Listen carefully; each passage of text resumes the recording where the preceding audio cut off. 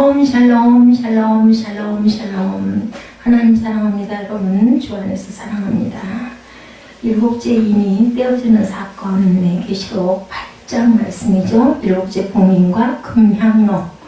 우리 사순절 말씀, 나라의 선물 예수 그리스도께서 단물이 되어 주셔서 오늘 말씀이기도 합니다. 1절부터 13절까지 길지는 않죠. 우리 계시록 8장에서는 나팔소리가 울리기까지 장면을 서술한 후에 첫째부터 넷째까지 나팔소리가 울리며 벌어지는 광경에 대한 묘사가 나타나 있습니다. 일곱 번째 인이 떼어진다. 첫 번째 반시간 중 고요하더니 1절이 이렇게 시작이 되죠.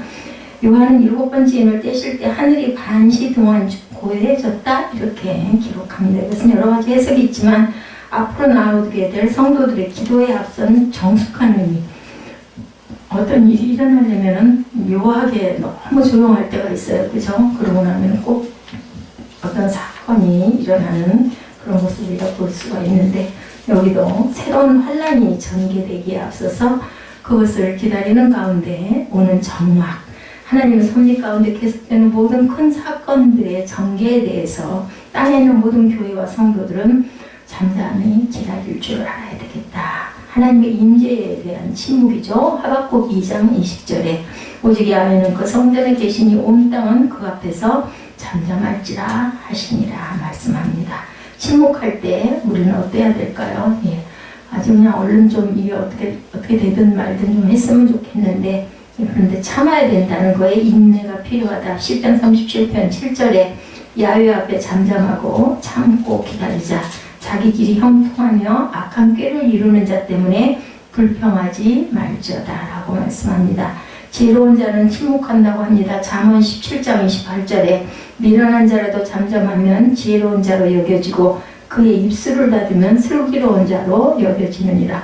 아무 말을 안 하면 저 사람이 저 인간이 무슨 생각을 하고 있나, 그죠? 그런 생각을 하게 되는데 그냥 떠들어 제끼고 하면 아유 저것밖에 안 돼. 우리가 손가락질을 하게 되죠. 그렇기 때문에 미련해도 잠잠하면 뭐가 속에 들어있는지는 모르기 때문에 지혜롭게 보일 수도 있다는 거예요. 그 입술을 닫아놓으면 슬기로운 자로도 여겨질 수가 있다. 잠잠해야 되겠죠. 하나님께 드려지는 성도들의 기도가 3절에서 5절에 나타나 있습니다. 일곱 번째 인이 떼어진 후에 고요함이 지나고 요한은 하나님 앞에 시위한 일곱 천사가 일곱 나팔들을 받는 것을 1, 2절에 보면 보죠. 1절, 2절로 일곱째 인을 떼실 때 하늘이 반시간쯤 고요하더니 내가 보매 하나님 앞에 일곱 천사가 서 있어 일곱 나팔을 받았더라 이렇게 얘기합니다. 일곱 나팔을 받는 자는 일곱 인에 이어 일곱 천사가 일곱 나팔을 불기 시작하는데, 일곱 인은 말세의 징조, 일곱 나팔은 환란을 뜻하기도 한다 이렇게 말씀하고 있습니다. 또 다른 천사가 와서 8절 3절에는 또 다른 천사가 와서 제단 곁에서 금향로를 가지고 많은 향을 받았으니 이는 모든 성도의 기도와 합하여 보좌 금제단에 드리고자 함이더라. 나팔을 불기 전에 또 다른 천사가 모든 성도의 기도를 금향로에 담아 하나님께 드리고 하나님은 그 향로에 불을 담아 땅에 쏟아서 부으신다. 이는 환란이 시작되기 전에 하나님께서 성도들의 모든 기도를 모아서 땅에 쏟아 부어주셔서 성도들로 하여금 환란을 이길 수 있게 도와주신다라는 의미를 갖고 있습니다. 이같이 성도들의 기도는 향연이 되어 하나님 앞에 상달되는데, 그러한 기도는 반드시 응답을 받는 기도이다. 성도들의 기도가 하나님께 효과적으로 상달되게 하기 위하여 거기에 향이 추가되는 것은 바로 그리스도의 중보를 의미합니다. 그리스도께서는 그러한 목적에 부업되는 만반의 준비를 항상 가지고 계시죠. 그의 백성들을 향하여 늘 성도들의 기도를 중보하시기도 합니다. 그러므로 우리 성도들은 위험할 때는 물론이고 언제나 하나님께 기도해야 되겠죠. 환난을 겪을 때는 오히려 소망의 때이라는 것 또한 우리가 알아야 됩니다. 자꾸 어려운 일들이 일어나면 우리가 중요한 건 그것을 극복해야 된다는 거예요. 근데 우리 마음이 어때요? 피하고 싶고 도망가고 싶고 안 일어났으면 좋겠고 자꾸 의기소침해지고 기운이 빠지죠. 이걸 우리가 극복하고 일어나야 된다. 늘 기도하는 믿음의 자세를 잃지 않도록 해야 된다. 기도 응답의 약속에 대해서 역대하 7장 14절에 말씀합니다. 내 이름으로 일컫는 내 백성이 그들의 악한 길에서 떠나 스스로 낮추고 기도하여 내 얼굴을 찾으면 내가 하늘에서 듣고 그들의 죄를 사하고 그들의 땅을 고칠지라. 예, 이렇게 말씀합니다. 죄악이 있으면 응답되지가 않는다고 합니다. 시편 66편 18절에 내가 나의 마음에 죄악을 품었더라면 주께서 듣지 아니하시리라. 불순종하면 응답되지 않는다 하십니다. 잠언 28장 5절에 사람이 귀를 돌려 율법을 듣지 아니하면 그의 기도도 가증하니라. 듣지 않고 지키지 않으면 아무리 입으로 중언부언해봐야 아무 소용이 없다는 거죠. 응답된 기도에 대해서 5절 보니까 천사가 향로를 가지고 제단에 불을 담가 땅에 쏟음에 우리와 음성과 번개와 같이 지나더라. 7 나팔을 가진 7 천사가 나팔 불기를 준비하더라.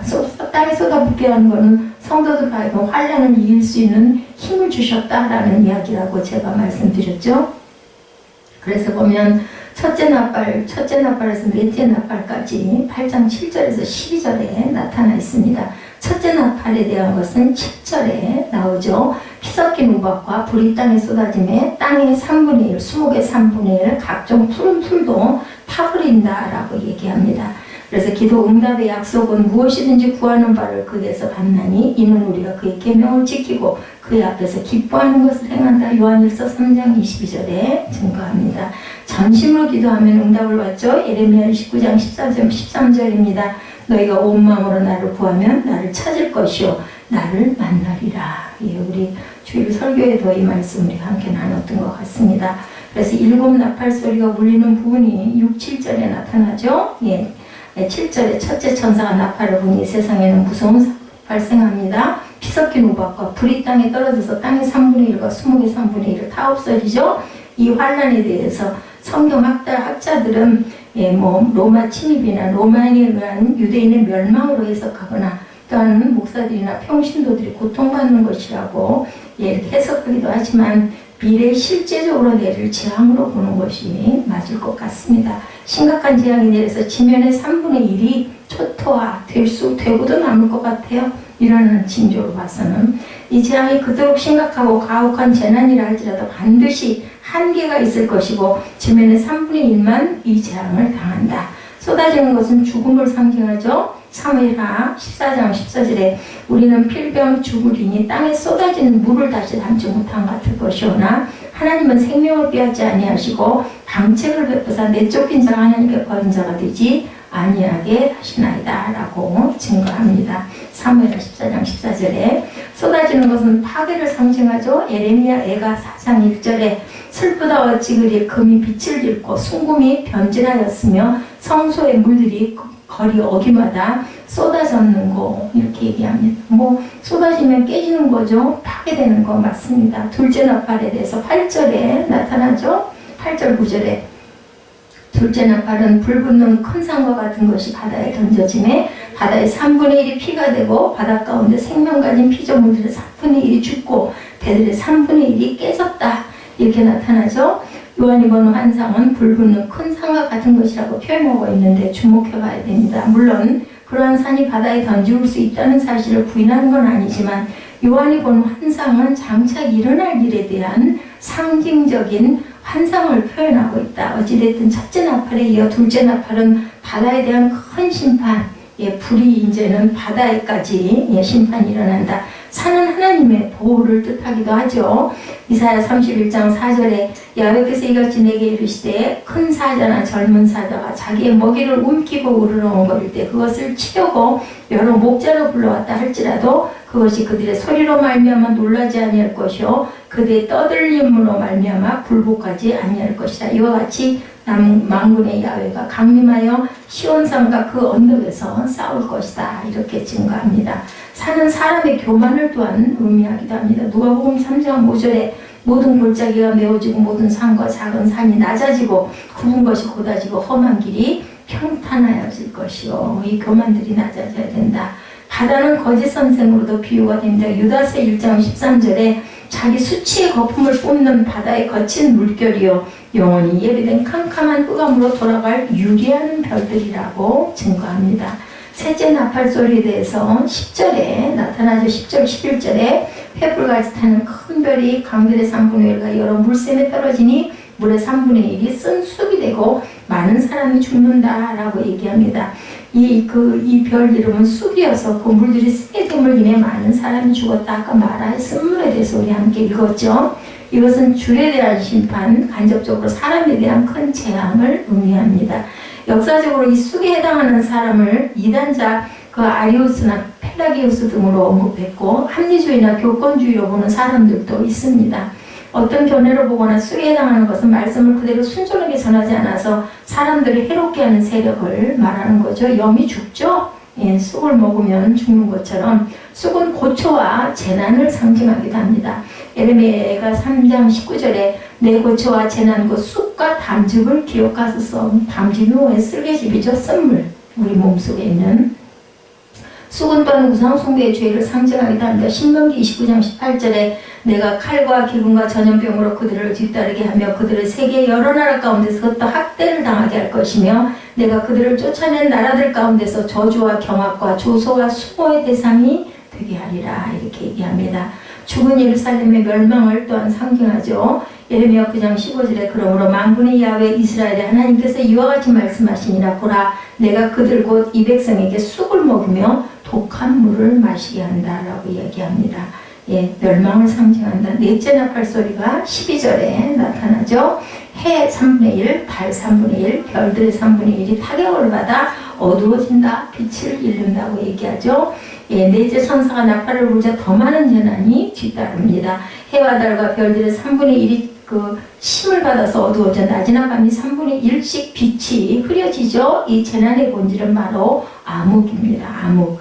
이 환란은 글자 그대로 암흑세상이 되는 것을 의미하죠. 출애굽 때 하나님의 애굽에 내리신 9번째 재앙과 같은 모습의 재앙이 닥칠 수 있다. 아울러 그 재앙은 교회와 민족들의 지도자가 영향력을 잃는 것을 뜻하기도 한다. 그리고 공중에 날아가는 독수리가 큰 소리로 땅에 거하는 자들에게 뭐라 그래요? 13절에 화가 있으리로다. 이 외에도 새 천사의 불나팔 소리를 인하미로다 라고 이렇게 외칩니다. 지금까지 당한 고통도 극심했는데 뒤에 새 나팔 소리로 인한 환란이 더욱 중하고 무서운 것임을 알려주는 목소리입니다. 여기서 독수리는 그 자체가 하나님의 심판을 상징하기도 합니다. 신명기 28장 49절 호세아 8장 1절에 나타납니다. 문맥상 아마도 천사 중 하나를 가리키는데 여기서 땅에 거하는 자들이란 불신자들을 가리키겠죠. 하늘의 사람이 아니라 땅의 사람이다, 세상의 사람이다 이렇게 표현하죠. 공중의 권세 잡은 자는 사단이죠. 에베소서 2장 2절에 그때 너희는 그 가운데서 행하여 이 세상 풍조를 따르고 공중의 권세 잡은 자를 따랐으니 곧 지금 불순종의 아들들 가운데 역사하는 영이라. 이렇게 에베소서 2장 2절에 증거합니다. 영원한 복음을 가진 공중의 천사 계시록 14장 6절에 또 보니 다른 천사가 공중에 날아가는데 땅에 거주하는 자들 곧 모든 민족과 종족과 방언과 백성에게 전할 영원한 복음을 가졌더라. 이렇게 얘기합니다. 공중에 하나님의 진노가 나타나죠. 계시록 9장 2절에 그가 무저갱을 여니 그 구멍에서 큰 화덕의 연기 같은 연기가 올라오매 해와 공기가 그 구멍의 연기로 말미암아 어두워졌다라고 증거합니다. 그래서 8장의 내용은 새로운 국면을 맞게 된 재앙의 환상은 처음 네 나팔 소리가 울리면서 점점 커져가고 확대됩니다. 어느 시대인지 정확히는 알 수 없지만 우리의 세대에도 올 수 있는 환란일 수도 있다. 우리 성도들은 향과 함께 올린 기도를 계속하는 삶을 살아야 되겠다. 하나님의 온전히 드려지는 기도만이 응답됨을 명심하고 그 환란의 때일수록 더욱 기도에 힘쓰는 저와 여러분들이 되어야 되겠죠. 미국의 홀트 이반이라는 판사님은 살인을 저지른 27세 여인에게 중형을 언도한 일이 있었습니다. 그런데 그는 바로 그 일을 두고 굉장히 가슴 아파했다고 그래요. 왜냐하면 그 여인의 살인 동기가 너무 사소한 일이었기 때문이래요. 그걸 전부 다 그 재판을 하면서 보니까 이웃가 5센트, 우리 돈으로 한 4, 50원이래요. 40원, 50원 정도로 서로 자기 것이라고 우기다가 격분을 못 참아서 그만 총으로 상대방을 쏴 죽였어요. 우리가 왜 그럴 때 있죠. 조그만 일로 티격태격하다가 계속 상대방이 우기다 보면 막 정말 저도 그런 때가 있었는데 막 딱 죽였으면 좋겠을 때가 있어요. 정말 밉지 않아요? 그러다가 아마 그 총이 있으니까 그냥 순간, 정말 이게 순간이에요. 순간. 이처럼 사소한 일에 분노를 참지 못해서 엄청난 비극을 일으키는 경우가 사실은 생각보다 많다라는 거죠. 본질은 어디로 가버리고, 그죠? 그게 아주 미워가지고, 미움은 이렇게 살인을 하기도 합니다. 중국 산지성 산젠 마을에서 한 남자가 결혼식장에서 폭탄을 터뜨려서 36명이 죽고 30여 명이 부상을 입게 된 사건이 또한 있었다고 그래요. 광산 폭발 물 전문가인 이 남자가 차에 50kg짜리 폭탄을 싣고 결혼식장으로 가서 그것을 터뜨려서 많은 사람에게 상해를 입히고 자신도 죽었대요. 그 자리에서. 그는 부인이 자신을 버리고 아이들을 데려간 다음에 그것 때문에 분노해서 그 사건을 일으켰는데 안타까웠던 것은 그 결혼식장에는 그의 전 부인이나 아이들이 없었대요. 다른 사람들만 죽은 거예요. 이처럼 분노는 사람의 생각을 마비시키고 잘 그거 살펴보지도 않은 거죠. 그냥 따가서 다 죽여버리고 나도 죽일 거야 하고 쫓아갔겠죠. 사리 분별을 하지 못하게 만들고 나중에는 다른 사람들을 다치게 하거나 죽게 하고 본인도 사망하는 그러한 일.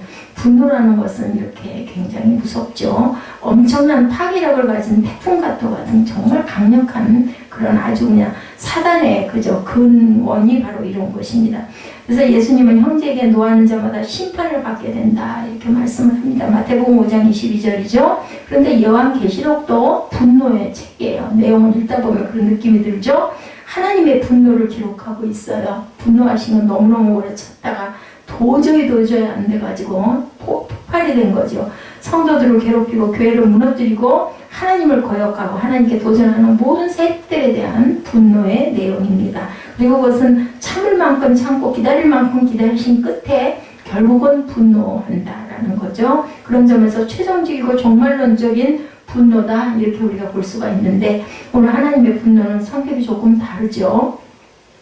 오늘 본문은 바로 그런 관한 말씀인데 하나님의 분노와 심판 그리고 그 안에 행해지는 일들 그죠? 일곱 나팔, 일곱 대접의 재앙들입니다.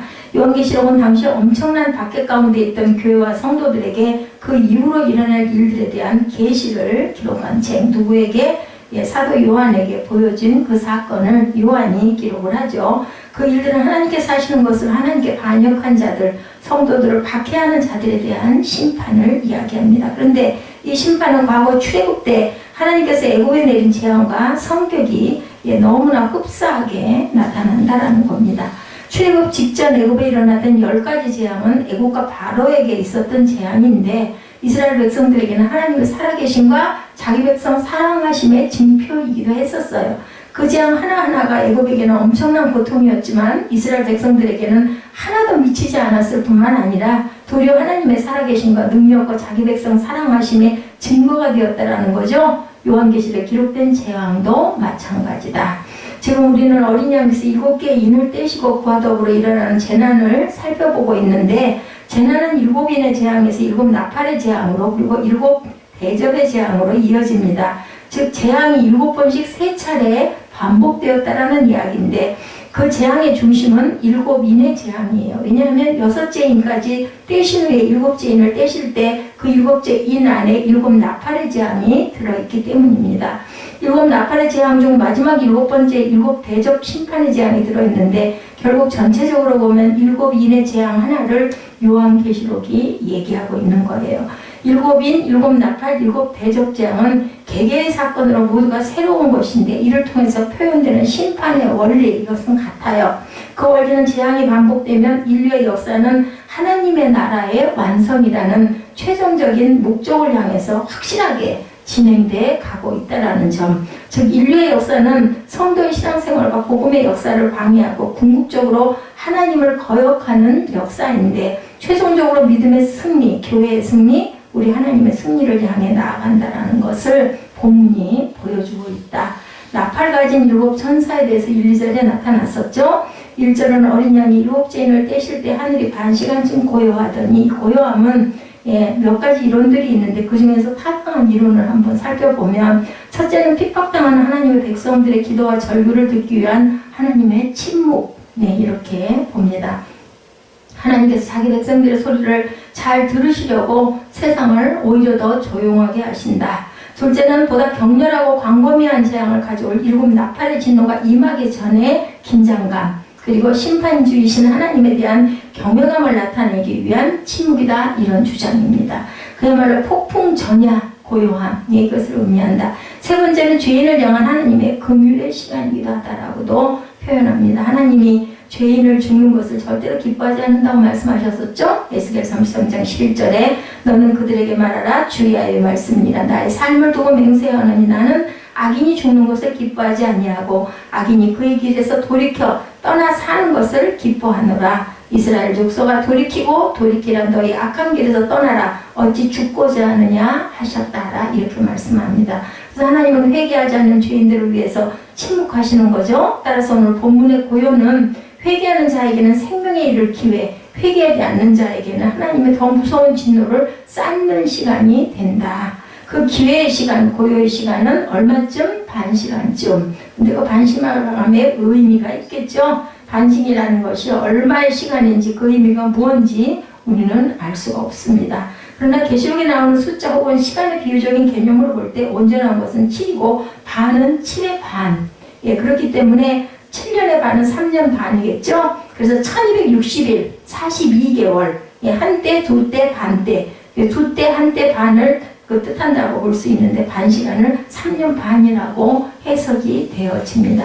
그런가 하면 아주 단순하게 지금 우리의 시간 개념 그대로 30분으로 보기도 하는데 본문의 반 시간은 성경적으로 아주 중요한 의미를 갖고 있습니다. 그것은 제사장이 성전에서 향을 피우는 시간을 뜻하기 때문인데요.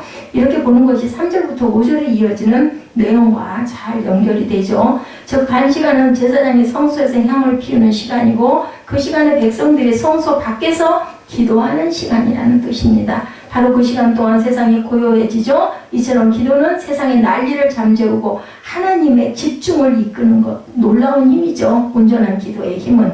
이어서 요한은 하나님 앞에 서 있는 일곱 천사들과 그들이 하나님으로부터 나팔을 받는 것을 보죠. 예, 반 시간쯤의 기회가 주어진 후에 곧바로 하나님의 심판을 계속 진행할 천사들이 일곱 나팔을 받아서 재앙을 계속하려고 한다라는 뜻입니다. 여기에 등장하는 천사들은 가장 가까이에서 왕을 모시는 신하들처럼 하나님을 가장 가까이에서 모시는 그 명예로운 존재들인데 그들은 하나님의 심부름꾼이고 하나님의 일을 대신하는 존재들이죠. 이들이 각각 나팔을 가지고 있다. 구약 성경에서 나팔은 하나님께서 만들도록 지시하신 것으로 그것을 불어서 백성을 소집하고 모든 지파를 진행하게 하고 전쟁을 알리기도 하고 절기를 선포하는 데 쓰입니다. 민수기 10장 3절에서 10절에 증거합니다. 구약 성경에서 나팔은 하나님께서 만들도록 지시하신 것이죠. 그리고 또한 이스라엘 군대를 인도할 때 왕들의 대관식에도 나팔은 항상 사용이 됩니다. 레위기 23장 24절, 민수기 29장 1절, 여호수아 6장, 열왕기상 1장 34절과 39절, 열왕기하 9장 13절에도 증거합니다. 신약 성경에서 나팔은 주님의 재림과 관계가 있죠. 마태복음 24장 31절에 증거하죠. 종합적으로 보면 나팔은 항상 하나님께서 역사 속으로 참여하실 때 불었던 그러한 것이다. 천사들이 나팔을 불었다는 것은 그들이 하나님의 심판을 대행한다는 의미를 갖고 있습니다. 기도의 향연에 대해서 3절에서 5절에 나타납니다. 3절에 보면 나팔을 받은 일곱 천사 외에 또 다른 천사가 등장하죠. 그가 금향로와 많은 향을 받습니다. 성전의 성소에는 떡상과 금촛대와 금향단이 있는데 향단의 오른쪽 뒤에는 생명의 떡, 예수님을 상징하는 떡상이 있고 왼쪽 뒤에는 성령을 의미하는 금촛대가 있습니다. 그리고 향단 앞 지성소에는 하나님이 임재해 계시는 언약궤가 있죠. 그 언약궤 안에는 돌판에 십계명이 있는데 그건 지금 오늘날의 성경이죠. 말씀입니다.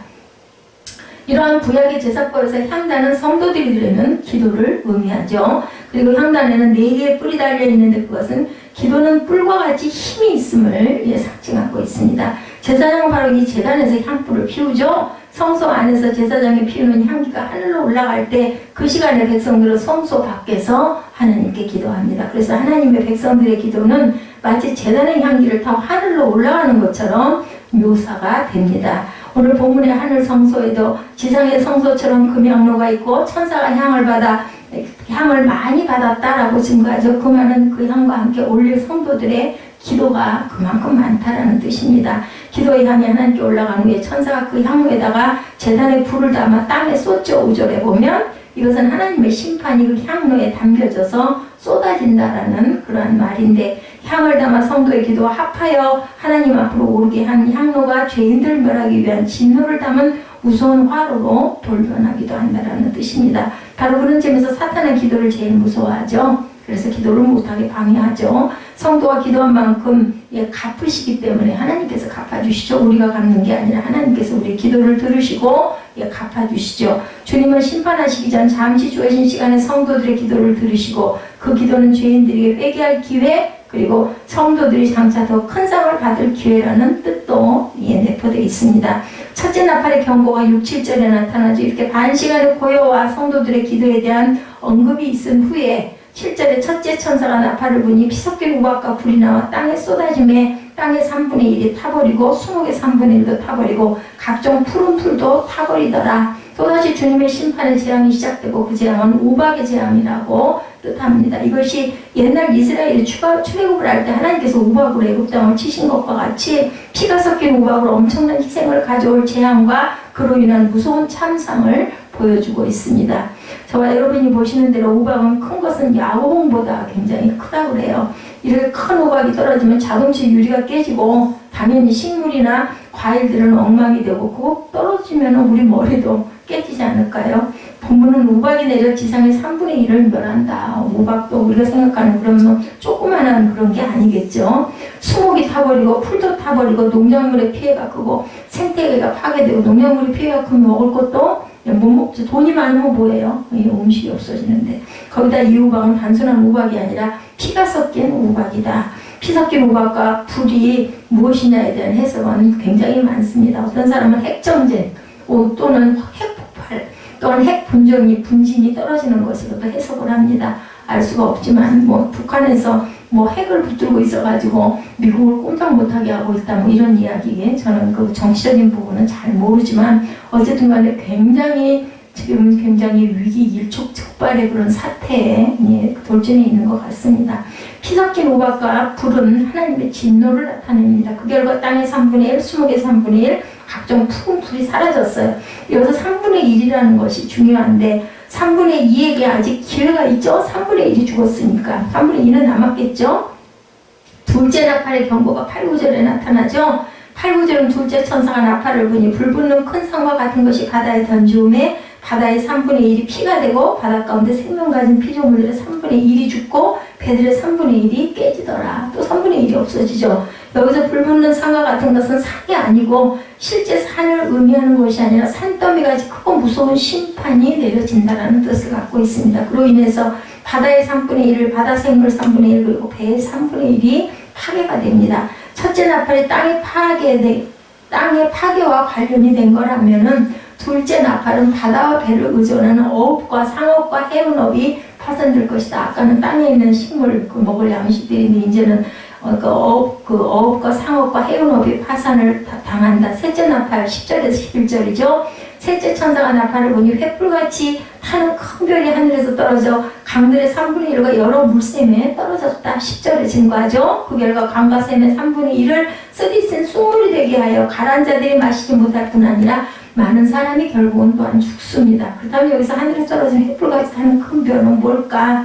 하늘에서 말하는 어떤 사람들 운석이라고도 하지만 결과가 너무나 비통하기 때문에 별 이름을 쑥이라고 하죠. 쓴쑥이라고 11절에 수질 오염으로 식순환을 겪게 된다고도 볼 수 있을 거고, 심판의 결과가 중요하죠. 더 이상 안심하고 마실 물이 이제는 없어진다라는 거죠. 이 재앙도 3분의 1이 와서 3분의 2가 남았는데, 넷째 나팔의 경고가 12, 13절에 나타나죠. 마지막으로 넷째 천사가 나팔을 부니 해 3분의 1과 달 3분의 1과 별들의 3분의 1이 타격을 받아 그 3분의 1이 어두워지니 낮 3분의 1은 비추임이 없고 밤도 그러하더라. 빛이 없어져요. 출애굽기 10장에 보면 애국에 내린 10가지 재앙 중에 9번째가 3일간의 흑암이 있는데, 그때 흑암은 땅에서만 느낄 수가 있었는데, 계시록에서 말하는 어둠은 천지가 캄캄해진다. 땅만이 아니라 하늘과 땅이 전부다. 그리고 성경 곳곳에서 어둠은 죄인과 죄악의 도성의 멸망을 위한 것이고 하나님의 진노의 심판을 뜻합니다.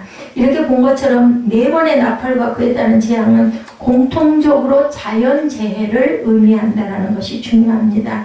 요즘에 자연재해가 엄청나게 점점 많아지고 있죠. 하나님은 사람을 치지 않고 먼저 환경과 자연을 치시죠. 그러면서 사람들에게 빨리 회개하라 그러지 않으면 다음에는 사람을 치겠다는 뜻입니다. 그리고 두 번째로 네 가지 재앙을 공통적으로 3분의 1만 파괴시킨 것. 하나님은 3분의 1을 남겨두신다는 거죠. 지금이라도 회개하면 재앙이 그칠 것이라는 뜻을 갖고 있습니다. 결국은 빨리 회개하면 첫째 나팔 재앙에서 재앙이 끝날 수도 있다라는 의미, 물질적인 손해를 입거나 자동차 사고가 날 때 빨리 정신 차리고 회개하는 뜻이죠. 어떤 회사 사장처럼 제가 그때 그런 생각을 했어요. 어디다 투자해가지고 쓸데없이 엄청난 이익을 보려고 했다라는 그 소리를 들을 때 딱 생각이 아무래도 저 사장이 허황 뺀 생각을 하기 때문에 온전한 사장 그 자리를 잘 지키지를 못하겠구나 하는 마음이 제가 들었었습니다. 하여튼 하나님은 투기에 관한 그런 모든 것은 다 불법이라고 말씀하시기 때문에 온전한 방법이 아니거든요. 옛날 애굽의 바로가 빨리 회개했더라면 다른 재앙을 당하지 않을 수도 있었는데 계속 거짓말하죠. 계속 약속했다 깨고 계속 너희들 보내줄게 했다가 또 못 가게 하고 또 붙들고 그랬죠. 그래서 13절에 내가 또 보고 들으니 공중에 날아가는 독수리가 큰 소리로 울리듯 땅에 사는 자들에게 화가 있으니 이는 새 천사들이 불어야 할 나팔 소리가 남아있음이로다. 이렇게 말씀합니다. 독수리는 신체가 많은 곳에 나타나는 새이죠. 죽음이 있는 곳에 독수리가 꼭 있습니다. 즉 재앙으로 인해 전쟁터와 같은 비극적인 파괴가 벌어진 곳에 독수리가 나타났다는 말인데 문제는 아직도 세 개의 재앙이 더 남아있는 것, 즉 엄청난 화가 우주와 지구와 사람과 자연에 일어났고 또 계속 일어날 것이라는 뜻을 갖고 있습니다. 아직 남아있는 세 개의 나팔 재앙은 더 무서울 것이고 그래서 화를 세 번이나 강조하고 화라고 말하고 있죠. 나팔 가진 천사는 아직 셋이나 남았으니 앞으로 남아있는 화는 더 무섭고 이마에 하나님의 인을 맞지 아니한 모든 죄인들은 화를 만나기 전에 회개해야 할 것이고 인 맞은 성도들은 더욱더 우리가 겸비한 마음, 그런 겸손한 마음을 가져라고 본문에서 말씀하죠. 분노의 심판 가운데도 베푸시는 은혜가 있습니다. 그래서 심판 가운데 자비, 오늘 제목을 그렇게 제가 잡아봤습니다. 어떤 분들은 요한계시록을 미래의 책으로 보죠. 그리고 미래에 이뤄질 일들을 기록한 말씀, 그리고 어떤 상징적인 그러한 이야기다 이렇게도 봅니다. 자, 그런데 요한계시록의 시간은 세 가지죠. 첫째 시간은 성도들의 시간. 저와 여러분이 아시는 대로 요한계시록은 핍박을 받고 있던 당시 성도들에게 반드시 하나님께서 심판하셔서 뭐를 닦아준다고 그래요? 눈물을 닦아줄 것이라고 계시록에 말씀하죠. 두 번째 요한계시록은 지금이라는 시간을 가지고 있다는 거.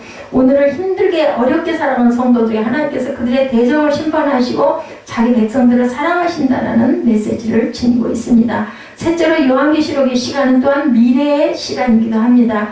장차 하나님께서 그 원수들과 대적들을 최종적으로 심판하시고 교회와 성도들이 최후의 영광을 안겨주실 것에 대한 말씀이기도 합니다. 그러므로 요한계시록을 묵상하면서 너무 과거에 매이지도 말고 그리고 또한 오늘에 매여서도 안 되고 미래에 매여서도 있을 필요가 없다.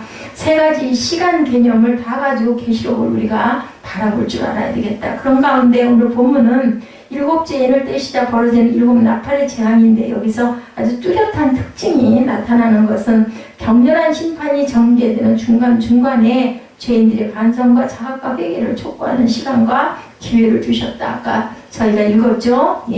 아무리 악한 자라도 그가 죽기를 하나님께서는 원하지 않는다. 돌이키고 돌아와서 회개하고 돌이키기를 원하고 기다리신다고 그러죠. 그 시간은 성도들에게도 의미가 있고 그 시간에 죄인들을 일깨우라는 것이에요. 성도들은 그들을 일깨우는 일을 하라는 거죠. 바로 지금이 하늘의 반시간쯤 고요한 시간인 아닌지 우리가 묵상해야 할 것입니다. 죄인들에게는 회개할 기회이고 주님의 백성들에게는 죄인들을 불러서 주님께로 돌이킬 마지막 기회라는 것을 잊지 말아라. 그러므로 그날이 오기 전에 더 이상 기회가 주어져서 이제는 없어지기 전에 주님의 복음을 전하고 사람을 살리는 저와 여러분이 되시기를 주님의 이름으로 축복합니다.